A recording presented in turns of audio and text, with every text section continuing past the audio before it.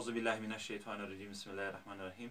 درنو زده کوونکو د نن ورځې درس موضوع مو ده د دایرې د وتر خواص. په دې موضوع کې لومړی قضیه دغسې ده چې که په یوه دایره کې په وتر باندې یو قطر عمود رسم شي، وتر او د هغې مخامخ قوس دواړه نیمه وي. د دې لپاره موږ دلته یوه دایره په پام کې نیسو. په دایره کې د ترسیم په اساس د وتر څنډې د دایرې د مرکز سره وصل کوو.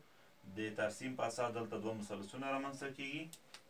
نو لیکو چې ترسیم په اساس د AOH مثلث او BOH مثلث رامنځته شوي دي. په دې دوه مثلثونو کې AO زوله د OB زولې سره مساوي ده، ځکه دواړه د دایرې شعاګانې دي. OH زوله چې ده د OH زولې سره په مثلثونو کې مساوي ده، ځکه چې دا د دواړو مثلثونو شریکه زوله ده. او دریم دا چې H1 زاویه مساوي ده د H2 زاویې سره، ځکه چې دغه دواړه قایمې دي. دلته قطر په وتر باندې عمود و، نو دغه دواړه زاویې قایمې دي. د دغو دریو مساواتو په اساس موږ ویلی شو چې AOH مثلث انطباق منونکی دی د BOH مثلث سره. کله چې مثلثونه انطباق منونکي وي، په دې معنی چې ټولې زاویې او زولې سره مساوي وي، نو موږ ویلی شو چې AH زوله مساوي ده د BH زولې سره. دغه زولې په خپله د وتر د نیمه کېدلو په معنا دي. او د قوس د نیمېدو په مورد دغسې وایو چې دلته مرکزي زاویه موږ ویلي وو چې د مخامخ قوس سره مساوي وي. نو دلته O1 زاویه به د AE قوس سره مساوي وي او O2 زاویه به د BE قوس سره مساوي وي. دا چې په مثلثونو کې د O1 او د O2 زاویې هم سره مساوي دي، ځکه انطباق منونکي وو، نو دغه AE او BE قوسونه هم سره مساوي دي. AE قوس مساوي دی د BE قوس سره. نو موږ ویلی شو چې قوس هم نیم شوی دی، البته د وتر اړوند قوس.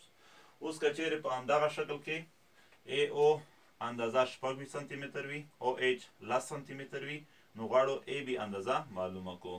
دلته به د فیثاغورس قضیې څخه کار اخلو، تر څو اول موږ AH زوله معلومه کړو، بیا کولی شو چې AB زوله هم معلومه کړو.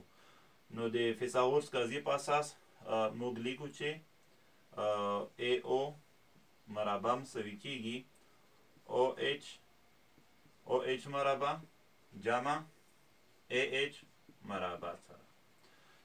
AO اندازه 26 سانتي متر مربع لیکو، OH 10 سانتي متر مربع لیکو، او AH مربع چې دی هغه نامعلوم دی، په خپل لیکو دغسې.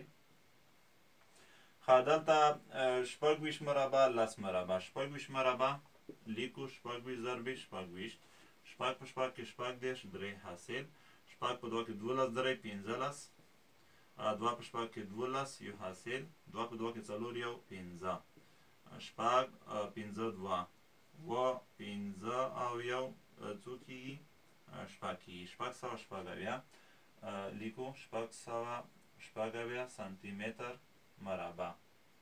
او 10 سانتي متر مربع که دې خواته واړو، 10 مربع 100 کېږي، علامه یې منفي کېږي دې خواته، سانتي متر مربع په خپله لیکو، مساوي کېږي AH مربع سره. کولی شو AH مربع دې خواته ولیکو، AH مربع مساوي کېږي 680 سانتي متر مربع منفي 100 سانتي متر مربع، مساوي کېږي 580 سانتي متر مربع سره.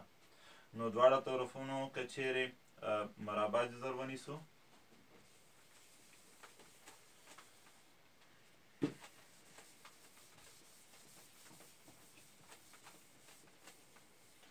که د دواړو خواو مربع جذر ونیسو، AH مربع دا هم د جذر لاندې ونیسو، او 580 سانتي متر مربع هم د جذر لاندې ونیسو، نو AH به مساوي شي. دلته ګورو چې د دې قیمت 24 کېږي، یعنې د دې مربع جذر 24 دی. د سانتي متر چې کله د جذر څخه خارج شي دا هم په بخښنې سره سانتي متر مربع چې د جذر څخه خارجېږي دا هم سانتي متر پاتې کېږي. نو ویلی شو چې AH ځله 24 سانتي متر کېږي. دا چې AH او HB دواړه سره مساوي وو د قاضي په اساس، نو موږ دلته د AB ځولې د معلومولو لپاره AH په 2 کې ضربوو، AH په 2 کې ضربوو. نو دلته د AH قیمت 24 سانتي متر کېده، 2 ضربې